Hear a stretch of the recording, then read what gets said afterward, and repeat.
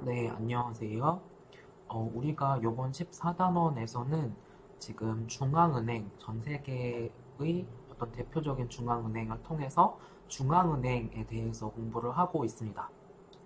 근데 지금 이제 조금 느끼셨겠지만 이번 14단원이 특히 요 ECB에 대해서 조금 과하다 싶을 정도로 조금 설명이 자세하게 나와 있죠.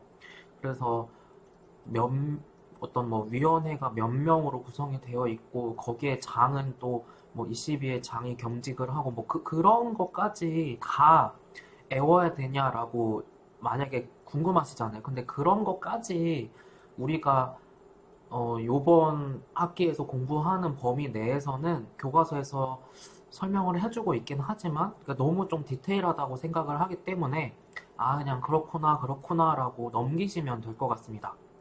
그래서 기말고사를 준비를 하시면서는 뭐 몇 년에 만들어졌고 이게 몇 명이고 뭐, 뭐 회장은 누가 하고 뭐 이런 것까지는 다 외우실 필요는 없겠습니다.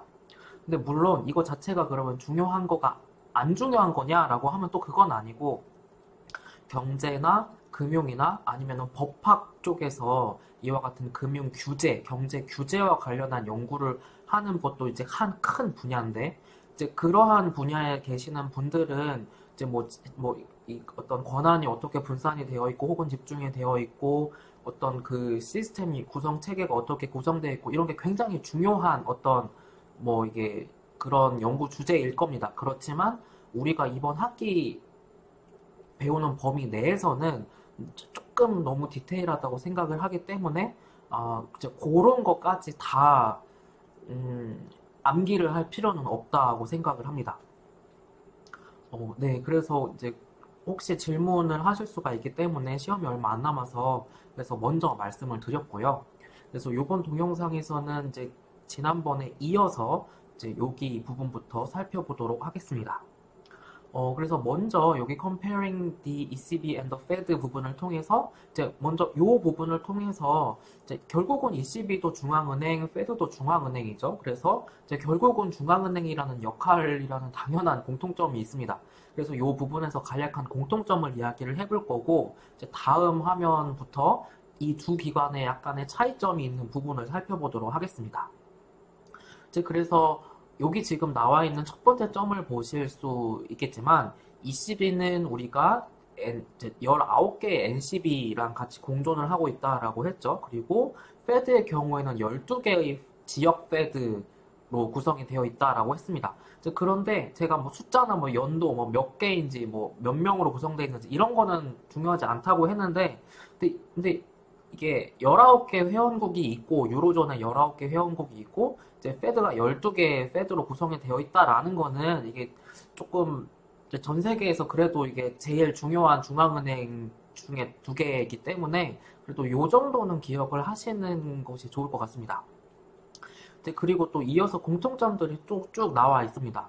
이제 결국은 ECB도 그리고 페드도 어떤 유럽 연합 그리고 각각 미국 안에서 약간의 어떤 독립적인 성격을 독립적인 어떤 지위를 가지고 통화 정책과 금융 안정을 위한 정책들을 수행을 하더라라는 이야기를 하고 있습니다. 그래서 뭐 ECB도 독립적인 위치에 있고 페드도 어느 정도 독립적인 위치에 있다라는 것입니다. 그리고 이 화면부터는 그럼에도 불구하고 ECB와 페드의 약간의 차이점에 대해서 이야기를 하고 있습니다. 그래서 우선 첫 번째 여기 점을 보시면 ECB의 경우에는 이 price stability, 물가 안정에 조금 더 뭔가 더 좀 중요성을 두고 있다라는 것입니다. 그런데 페드의 경우에는 이제 그와 같은 머니터리 팔러시뿐만 아니라 여기 그 거시 경제 성장까지도 뭔가 중요한 목표 중에 하나로 생각을 하고 있다라고 합니다. 그래서 이게 코로나 지금 19로 올해 동안에도 페드가 굉장히 뭐 물가도 많이, 아니, 그러니까 기준금리도 굉장히 낮췄고, 시중에 굉장히 돈도 많이 풀었죠. 그러한 게 다 요 조금이라도 경제를 성장시키려고 하는 목표라고 달성을 하려고 하는 측면이다라고 생각을 하면 되겠습니다. 근데 조금 의아한 부분이 있을 거예요. 여기 보면 employment라는 게 목표 중에 하나로 들어가 있죠. 그래서 아니 중앙은행이 직접 고용을 하면 뭐 몇 명이나 하겠어요. 그쵸? 그러니까 여기서 employment가 포함이 된 거는 어떻게 이해를 하시면 되냐면 그 페드가 나서서 직접 막 회사를 만들고 뭐 고용 창출하고 그런 게 아니고 페드가 하는 게 뭐 할 수 있는 게 뭐가 있겠어요. 시중에 더 돈이 잘 풀리게 하고 이제 잘 공급이 될 수 있고 필요한 기업이나 개인이 돈을 잘 빌려갈 수 있도록 함으로써 이제 그 과정에서 경제가 성장하면서 자연스럽게 고용이 창출되어서 거의 완전 고용이 이루어질 수 있도록 한다라고 생각을 하시면 이제 그러한 맥락에서 이제 여기 페드의 목표 중에 하나로 경제 성장, 이제 그 대표적인 경제 성장의 이그젠플로 인플로이먼트가 들어갔구나라고 생각을 하시면 되겠습니다. 네, 그래서 이제 페드의 경우에는 이제 이렇게 조금 실업이나 뭐 이런 문제에 대해서 조금 더 중요하게 생각을 하고 있다라고 생각을 하시면 되겠습니다. 이제 그리고 페드의 경우에는 이 예산 같은 거를 우리가 앞에서 살펴보았던 페드 중에 기구 중에 하나인 보드 오브 거버너스를 통해서 통제를 받는다. 그렇지만 그 이제 유럽에 있는 NCB들의 경우에는 ECB랑 NCB가 공존하고 있다 그랬죠. 물론 ECB에서 결정한 어떤 정책 같은 거를 NCB들은 그대로 따르기만 한다라고 얘기했지만 NCB는 NCB 예산에 대한 스스로의 통제권을 갖고 있다라고 여기 나와 있습니다. 그리고 또 추가적인 차이점이 유로 시스템의 머니터리 오퍼레이션은 조금 중앙 집권화가 덜 되어 있다라는 것입니다. 왜 그러냐면 이제 유로존에서 유로를 사용하는 국가들이 있고 그렇지 않은 국가들도 또 있기 때문에 당연히 그럴 수밖에 없겠습니다. 그래서 유로를 사용하지 않는 국가들의 경우에는 각자 자국에 있는 중앙은행을 통해서 독립적으로 물론 ECB와 어떤 위기 상황이나 지금과 같은 코로나19 상황에는 이렇게 좀 발맞춰서 하는 게 있긴 하지만 이론적으로는 독립적으로 수행을 하기, 자국의 어떤 통화 정책 같은 거를 독립적으로 수행을 하기 때문입니다.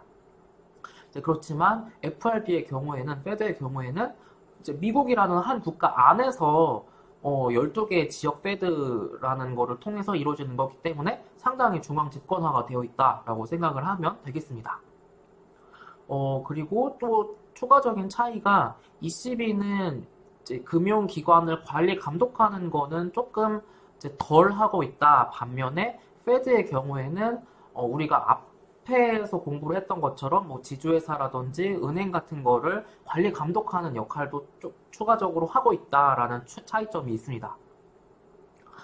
그리고 뭐 이런 거는 이제 조금 우리가 시간이 더 되면 이런 거를 조금 더 이제 뒷단원들을 공부를 할 수 있으면 이제 이게 이해가 되실 텐데 페드는 이제 정부가 발행하는 국채를 직접 매입을 할 수 있다. 그렇지만 ECB의 경우에는 그럴 수는 없고 그거를 담보로 삼아서 돈을 빌려주는 역할만 할 수 있다라는 이게 약간 조금 이거는 이제 법이나 아까 말씀드렸던 뭐 법학, 경제, 경영 쪽에서 규제와 관련한 경쟁과 관련한 부분을 연구하시는 분들한테는 좀 중요한 점이 될 수도 있겠으나 어쨌든 이런 차이점이 있다라는 것입니다.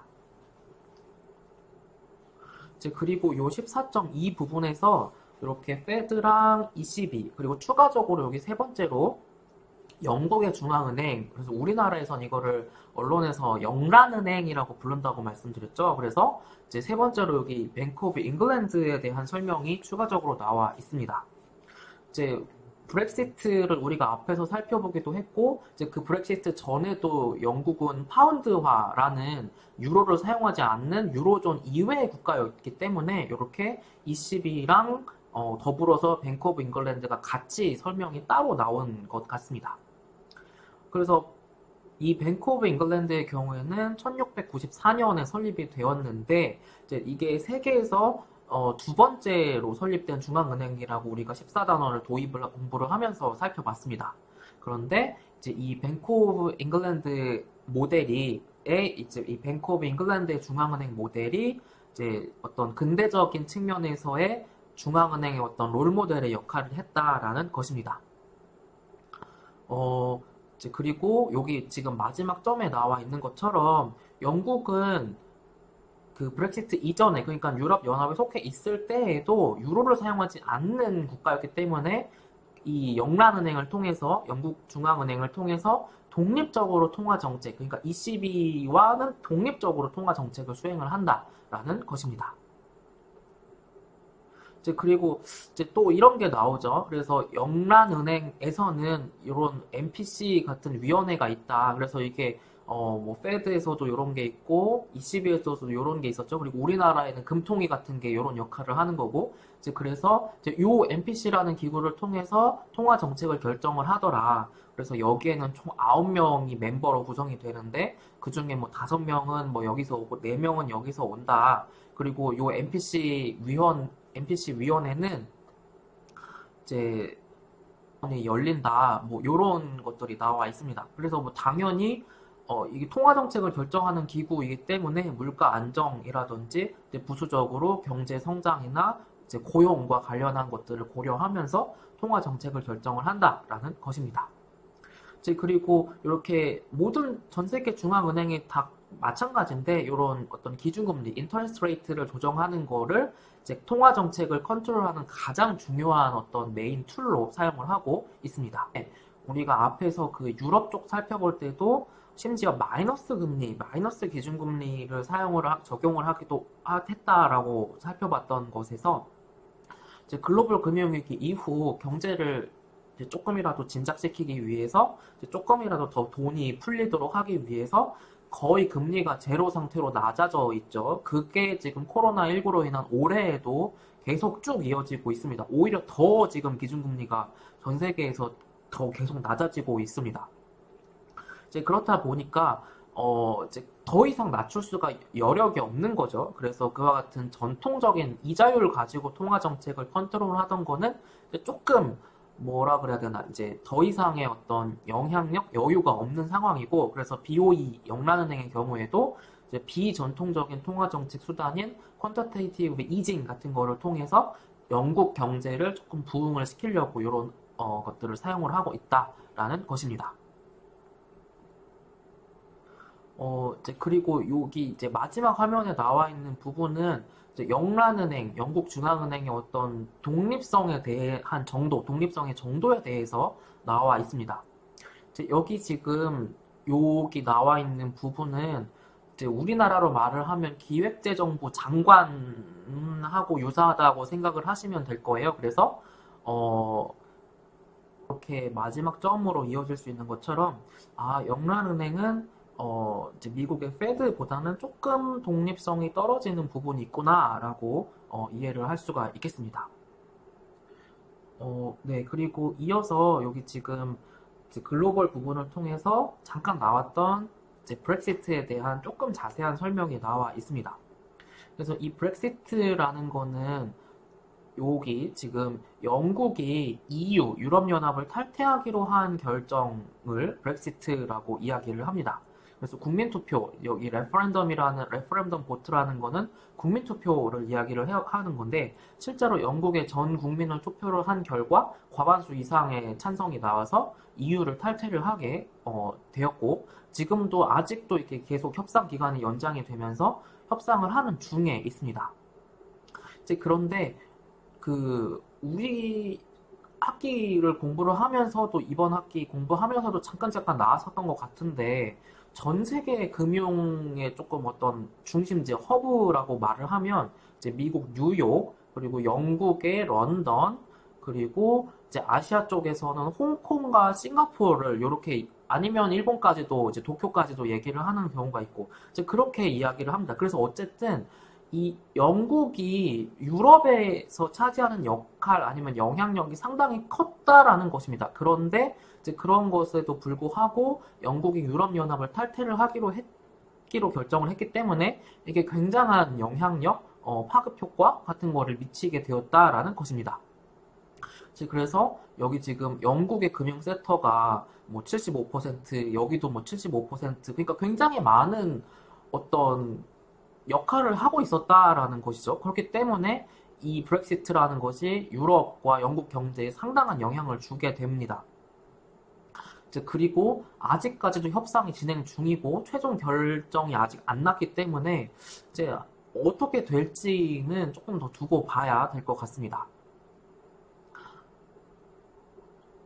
이제 그래서 이와 같은 브렉시트를 이제 이게 교과서가 쓰여진 지 또 이제 뭐 적어도 1, 2년은 됐으니까 이제 그 지금까지 업데이트가 안 된 부분이라고 할 수가 있겠는데 여기 하드 브렉시트라고 나와 있고 이 다음 화면을 통해서 소프트 브렉시트라고 이렇게 나와 있습니다. 이제 그래서 이게 지금 이 하드 브렉시트라는 거는 뭐를 의미를 하는 거냐면 이제 영국이 EU를 탈퇴를 하긴 하는데 뭔가 정해지는 거 없이 EU와 협의되는 거 없이 그냥 우선은 탈퇴를 하게 되는 유형 뭐 그렇게 되는 시나리오를 이제 언론에서 이렇게 하드 브렉시트라고 불렀었고 이제 그렇지 않고 뭔가 좀 연착륙을 잘 하면서 영국과 EU의 관계도 조금 뭐 너무 틀어지지 않으면서 쉽게 얘기를 하면 이제 그렇게 영국이 EU를 탈퇴를 하는 것을 이제 뒤에 화면에 나왔었던 소프트한 브렉시트라고 이야기를 했습니다. 이제 그래서 만약에 이와 같은 브렉시트가 만약에 하드 브렉시트로 진행이 되었다라고 하면 처음에 나와 있는 것처럼 영국에 있는 금융기관들이 이제 유럽의 이제 뭐 고객들한테 뭔가 상품을 팔거나 뭐 계좌를 만들어주거나 할 때 이 BOE 영란은행의 허가 없이는 뭐 영업을 못하게 된다라든지 이게 뭐 엄청난 그런 효과 영향이 발생을 하게 되는 것입니다. 그래서 이제 그렇게 된다면 이거 뭐 하나하나 할 때마다 다 보고해야 되고 허락 맡아야 되고 하는 거면 이게 어쨌든 코스트가 굉장히 커지게 된다라는 것이 되겠습니다. 이제 그리고 뭐 이것뿐만이 아니라 이게 어그리먼트 그러니까 합의 없이 영국이 그냥 막 그냥 유럽을 탈퇴를 하는 거예요. 유럽연 EU를. 이제 그러면 이제 그 후폭풍이 엄청나게 될 것이다라는 것이었습니다. 이제 그렇지 않고 이와 같은 소프트 브렉시트로 만약에 시나리오가 흘러가게 될 거다라고 하면 어떤 영국과 유럽 연합이 합의를 통해서 뭐 무역은 어떻게 하고 이민자 정책은 어떻게 하고 그다음에 뭐 교역하던 건 어떻게 하고 여기서 뭐 영국 금융회사가 유럽 여러 국가들에 진출해 있던 것 혹은 이제 뭐 파리나 독일에 있던 그 금융기관이 역으로 영국에 진출하는 것 이런 것들에 대한 합의가 다 이루어진 상태에서 이제 영국이 EU를 이제 나가게 되는 거기 때문에 하드 브렉시트일 때보다는 그 후폭풍 뭐라 그래야 영향 어떤 쇼크 같은 것이 굉장히 적을 것이라는 시나리오가 바로 이 소프트 브렉시트라고 할 수가 있겠습니다. 첫 번째 점에 나와 있는 것에서 implementation period라고 나와 있죠. 즉 implement라는 영어 동사는 뭐뭐를 이행하다, 수행하다라는 동사잖아요. 그래서 이거를 직역을 하면 이행기라고 하는데 이제 어떤 과도기적인 기간이죠. EU가 아니 어쨌든 영국이 EU를 탈퇴를 하기로 했고 이제 이제 이후에 어떻게 할지를 협상을 하는 기간, 그러니까 그 과도기적인 기간입니다. 이제 근데 이게 계속 연장이 돼가 합의가 잘 안 되다 보니까 지금까지도 계속 연장이 되어서 합의를 하고 있는 상황입니다. 이제 어쨌든 탈퇴를 하기는 했는데 이제 뭔가 그 어떤 합의 같은 것들, 조건 같은 것들, 법 같은 규정 같은 것들에 대해서 이제 다 하나하나씩 합의를 하고 있는 상황입니다.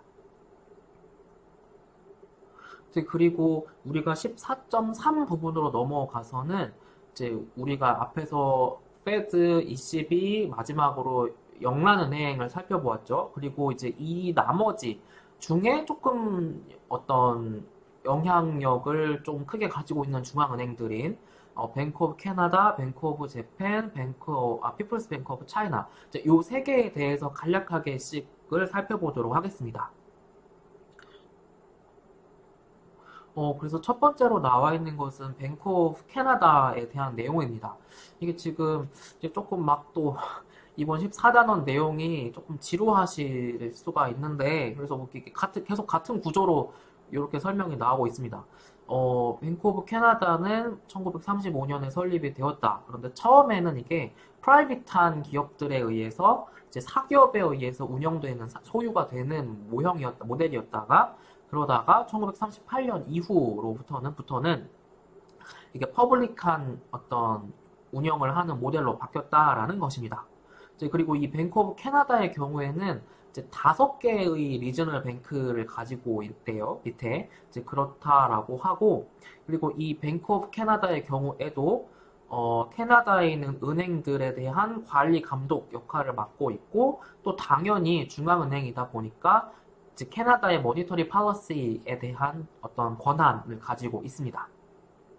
점 부분은 역시 또 뱅크 오브 캐나다의 어떤 독립성의 정도에 대한 이야기를 해주고 있는데, 이제 만약에 뱅크 오브 캐나다에서 주장하는 것과 캐나다 정부 쪽에서 주장하는 것에 어떤 이런 갈등이 생길 때에는 이제 정부의 이제 경제 정책의 수장인 우리나라로 말을 하면 기획재정부 장관이 말을 하는 것을 뱅크 오브 캐나다는 따라야만 한다라고 합니다. 이제 그러니까 뱅크 오브 캐나다는 우리가 앞에서 살펴봤던 뭐 페드에 비하면 조금 독립성이 조금만 떨어지는구나 라고 이해를 할 수가 있겠습니다. 이제 그리고 이어지는 설명이 당연한 내용들을 또 이야기를 하고 있습니다. 그러니까 뱅크 오브 캐나다도 하나의 중앙은행이다 보니까 자국에서의 인플레이션율을 적절하게 유지하는 것, 그리고 그 인플레이션율이 예측 가능하고 어떤 안정적으로 유지를 하는 것이 목표입니다. 그리고 그 자국의 통화 가치를 적절하게 유지를 하려고 하고 있고, 그리고 그와 같은 어떤 목표를 달성하기 위해서 인플레이션 컨트롤 타겟이라는 것과 이제 flexible exchange rate, 그래서 변동환율제 이런 것을 두 가지의 주요 수단으로 삼고 있습니다. 그리고 이 BOC의 경우에는 통화 정책을 1년에 8번 이렇게 이제 뭐 유지를 하든지 변동을 시키든지, 그러니까 1년에 8번을 하고 있습니다. 그리고 이 BOC의 경우에는 이제 그 어떤 모니터리 폴리시의 주요 어떤 기구가 거버닝 카운실이라는 것이라고 합니다. 그래서 이 거버닝 카운실이라는 것을 통해서 이제 1년에 8번 통화 정책을 뭐 변동하거나 올리거나 내리거나 이제 뭐 그렇게 한다라는 것입니다. 그리고 여기 이제 마지막 부분을 여기 통해서 나와 있는 거는 이제 이 뱅크 오브 캐나다의 경우에는 통화 정책을 결정할 때 이제 뭔가 조금 복잡한 어떤 과정을 거친다라는 것입니다. 그래서 뭐 이게 뭐 여기 나와 있는 거를 또 다 이해를 하신다기보다는 이제 어떤 느낌인지를 이해를 하시면 될 것 같습니다. 그래서 맨 처음에는 뱅크 오브 캐나다의 측에서 앞으로 어떻게 통화 정책을 가져갈지를 이제 거버닝 카운실에 미리 이제 어떤 보고서 같은 거를 통해서 제안을 한다라고 합니다. 근데 그게 그 인터레스트 레이트 결정하기 한 2.5주 정도 전에 미리 제안을 한다라고 합니다. 그래서 이러한 것들 보고서를 이제 다 이런 이코노믹 모델링이라든지 시뮬레이션 같은 거를 아니면 뭐 시나리오 분석 같은 것을 다 해봐서 이제 뭐 올릴 때는 앞으로 어떻게 될 것이고 유지했을 때는 앞으로 어떻게 될 것이고 뭐 이런 것들을 다 분석에 담아서 이제 BOC 측에서 제안을 한다라고 합니다. 이제 그러면 그 두 번째 단계가 뭐냐면 이제 브리핑을 한다라고 합니다. 그래서 그 인터레스트 레이트 결정을 하기 전에 한 주 전에 이런 여러 가지 것들을 고려를 해서 앞으로 BOC, 그러니까 통화 정책은 요런 방향으로 뭐 설정을 할 거고 이제 그에 따라서 예상되는 결과들은 뭐 요런 거다, 뭐 요런 것들을 브리핑을 한다라고 합니다. 이제 그리고 세 번째 단계로 아까 메이저 브리핑 하고 나서 이틀 후에 최종적인 폴리시 레커멘데이션, 그러니까 어떤 통화 정책에 대한 최종적인 어떤 권고안, 뭐 제안안이 이제 도출이 된다라고 합니다. 이제 그리고 요런 과정들을 통해서 최종적으로 이제 Tuesday 화요일에 결정이 이루어진다라고 하고, 마지막으로 이제 그 다음 날 이제 BOC에서 통화 정책을 뭐 앞으로는 이렇게 결정하기로 했다라고 발표를 한다라고 합니다. 이제 그래서 요렇게 진행을 하는구나라고 이해를 하시면 될 것 같습니다. 이제 그리고 그 두 번째로 나와 있는 것이 뱅크 오브 재팬 일본 중앙은행입니다. 그래서 현지어로는 이렇게 이야기를 하고 영어 표현으로는 이렇게 뱅크 오브 재팬이라고 표현을 합니다. 우리나라의 한국은행은 영어 표현으로 뱅크 오브 코리아라고 BOK라고 영어 약자로는 표현을 합니다. 그래서 이 BOJ의 경우에는 설립이 조금 빨리 됐어요. 1882년. 그래서 뭐 메이지 유신, 우리나라 말로는 메이지 유신을 하는 기간 동안에 이게 설립이 되었으니까 이제 거의 많은 아시아 아니면 신흥국 국가들이 아까 세계 2차 대전 이후에 중앙은행이 설립되었다라고 했는데 일본은 그거에 비하면 훨씬 빠른 거죠. 그래서 이 BOJ의 경우에는 도쿄에 본부를 두고 있고 32개의 브랜치를 갖고 있다라고 합니다. 그리고 오사카에 있는 브랜치가 가장 크고 그러다가 1949년 세계 2차 대전 이후에 뭔가 지금과 같은 뱅크 오브 재팬으로 조금 더 개편이 되었다라고 합니다. 점에 나와 있는 부분을 보면 뱅크 오브 재팬의 경우 통화 정책을 어떤 통제를 하거나 조절하기 위해서 주로 사용하는 수단이 상업은행에 공급되는 대출의 어떤 총량 같은 거를 뭐 통제를 한다던가 뭐 그런 수단을 많이 사용을 한다라고 합니다. 그런데 이 뱅크 오브 재팬의 경우에는 정부랑 조금 밀접하게 관련이 되어 있다라고 합니다. 뱅크 오브 재팬의 경우에는 독립성의 어떤 정도가 조금 떨어지는구나 라고 생각을 할 수가 있겠습니다. 그리고 뱅크 오브 재팬도 당연히 중앙은행이기 때문에 뭐 이런 목표를 가지고 있다라는 거죠. 물가 안정 그리고 금융 섹터의 안정 같은 거를 주요한 목표로 달성을 하려고 하고 있습니다. 그래서 안정적이고 지속 가능한 거시 경제 성장을 달성을 하기 위해서 요것을 목표로 삼고 있다라는 것입니다.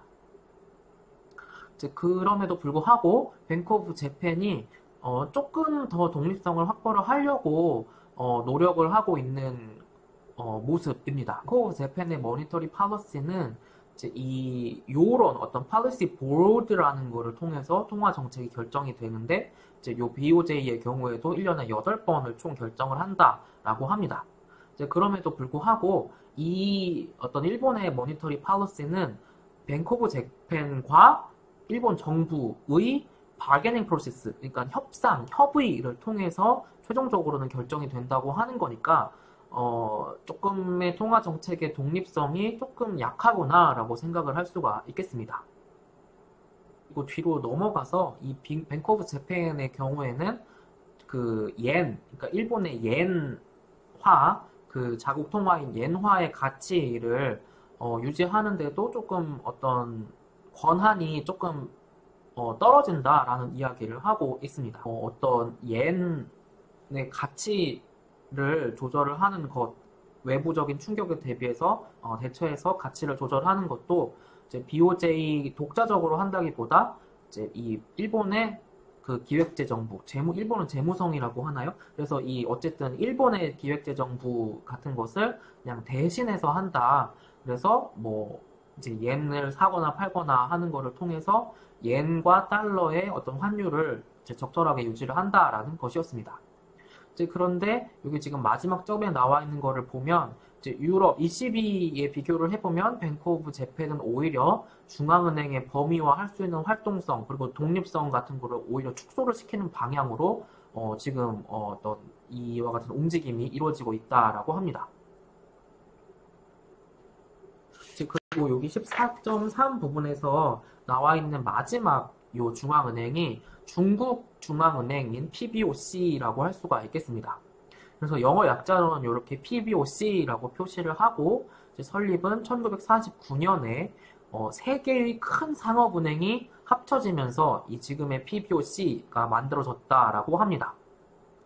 그리고 2017년 기준으로는 지금 PBOC가 전 세계에서 가장 그러니까 밸런스 쉿이 가장 크다라는 거예요. 그래서 미국 국채를 가장 많이 보유하고 있는 중앙은행이 전 세계에서 이 중국 중앙은행이 되겠습니다. 당연한 얘기가 나와 있죠. 그래서 PBOC도 중앙은행으로서의 역할을 하기 때문에 그래서 자국 통화의 어떤 안정 그리고 뭐 물가 안정 그리고 경제 성장, 금융 시스템의 안정 뭐 그런 것들을 이제 주요 중앙은행의 목표로 삼고 있습니다. 그래서 중앙은행 근데 이 PBOC의 경우에는 중국은 조금 공산 주의라서 어떤 정부가 운영되는 게 조금 다르잖아요. 그러니까 우리 교과서에는 없는데 저도 몰랐는데 그러니까 중국은 특이하게 공산당이라는 당이 제일 위에 있고 그 당에서 하려고 하는 목표나 아니면 정책 같은 것들을 달성하기, 집행하기 위해서 그 밑에 정부가 있다고 해요. 그래서 중국의 어떤 정치 체계는 조금 다른 것 같아요. 전 세계 다른 국가들에 비하면. 그래서 이제 이 PBOC의 경우에는 이제 이와 같은 기구에다가 본인들의 뭘 했는지, 뭘 할 건지, 뭐, 이런 것들을 리포팅을 한다고 합니다.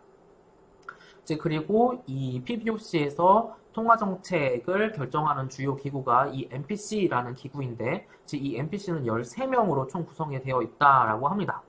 이제 그런데 정부 인사가 상당히 많이 포함이 된다라는 것에서 정부 혹은 당의 의견이 굉장히 중요한 역할을 할 수밖에 없다라는 것을 추측을 할 수가 있겠습니다. NPC의 경우, 그러니까 중국의 경우에는 쿼털리, 그러니까 분기마다 3개월마다 이 머니터리 policy에 대한 결정을 새롭게 한다라고 합니다. 그래서 뭐 이런 때도 있었대요. 여기 reserve requirement가 지준이라는 뜻이잖아요. 그래서 이 PBOC의 경우에는 자국 은행들에게 지준율로 무려 18에서 20%나 지준을 확보를 해라 라고 요구를 했던 적이 있다라고 합니다. 그러니까 이렇게 지준율을 올렸었던 이유는 뭐겠어요? 이제 다 이해하실 수 있죠. 시중에 통화량이 너무 많아서 그 은행들한테 지준율을 높이라고 요구함으로써 시중의 통화량을 조금 낮추려고 했었던 그런 목적이 있었던 것 같습니다. 그리고 최근에는 요 PBOC의 경우 예금이자랑 대출이자의 차이가 한 3%포인트 정도가 나도록 그렇게 뭔가 타겟팅을 하고 있었다라고 하는데 조금씩 자유화가 이루어지고 있다라고 지금 세 번째 점까지도 조금씩 자유화가 이루어지고 있는 모습에 대해서 나와 있는데 여기 지금 마지막 점에 나와 있는 것처럼 이거는 제가 쓴 표현이 아니라 교과서 쓰신 저자분이 이렇게 써놓으신 거예요. 이 PBOC는 세계에서 가장 덜 독립적인 중앙은행 중에 하나이다 라고 이렇게 마지막으로 정리가 되어 있습니다. 네, 그래서 요번 동영상 시간이 조금 길어졌습니다. 그래서 우리가 이렇게 14.3 부분을 통해서, 그래서 우리가 14.2에서 미국, EU, 그 다음에 영국, 이렇게 세 가지를 살펴봤고, 이번 14.3을 통해서 캐나다, 그 다음에 일본, 중국, 이렇게까지 추가적으로 중앙은행을 살펴보았습니다. 그러면 이번 동영상은 여기에서 마치도록 하겠습니다.